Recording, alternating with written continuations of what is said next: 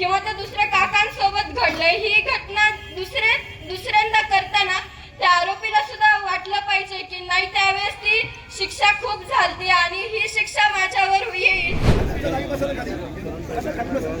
जिजाऊंना वंदन। सिंदखेड राजा हे जिजाऊंचा जन्मस्फूर्ती इथून मिळाली की शिवाजी महाराजांना त्यांनी घडवलं, स्वतः लढल्या।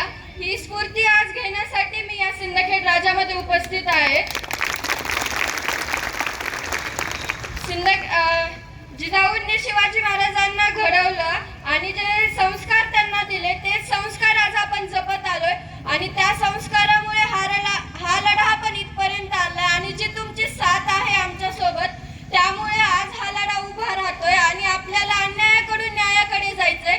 आणि जे आज माझ्या वडिलांसोबत घडलं ते तर तुम्हाला सगळ्यांनाच माहिती आहे आणि या घटनेच्या आधी ज्या घटना झाल्या त्यांना सगळ्यांना सुद्धा न्याय मिळाला पाहिजे, जे की हा लढा असा उचलून म्हणजे हा लढा लढू शकले नाहीयेत परिस्थितीमुळे, त्यांना सुद्धा न्याय मिळाला पाहिजे। आणि हा न्याय आपण मिळवण्यासाठी जे असे मोर्चे निघतात त्यामध्ये मी विनंती करते की तुम्ही मोठ्या संख्येने सहभागी व्हा।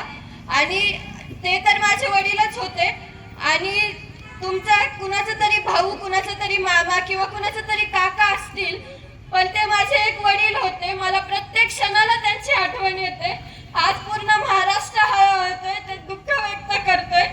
फक्त मी यामधून एकच विनंती करते की आपल्याला सर्वांना न्याय मिळाला पाहिजे आणि जी तुमची साथ आहे ती आम्हाला कायम स्वरूपी हवी आहे। फक्त न्याय मिळूच तर नाही तर पुढच्या आमच्या वाटचालीसाठी तुम्ही आम्हाला अशीच साथ द्या।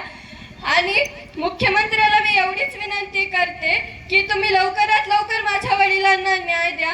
या जिजाऊच्या जन्मस्थानावरून मी तुम्हाला ही विनंती करते की लवकरात लवकर माझ्या वडिलांना न्याय द्या आणि जे आरोपी आहेत त्यांना लवकरात लवकर अटक करा आणि त्यांना कठोरात कठोर शिक्षा अशी द्या की जे आज जे म्हणजे माझ्या वडिलांसोबत घडलंय किंवा त्या दुसऱ्या काकांसोबत घडलंय, ही घटना दुसऱ्यांदा करताना त्या आरोपीला सुद्धा वाटलं पाहिजे की नाही, त्यावेळेस ती शिक्षा खूप झाली आणि ही शिक्षा माझ्यावर येईल, म्हणून त्याने सुद्धा हा गुन्हा न करता अशी तुम्ही शिक्षा त्या आरोपींना द्या आणि लवकरात लवकर माझ्या वडिलांना न्याय द्या, एवढीच विनंती करते।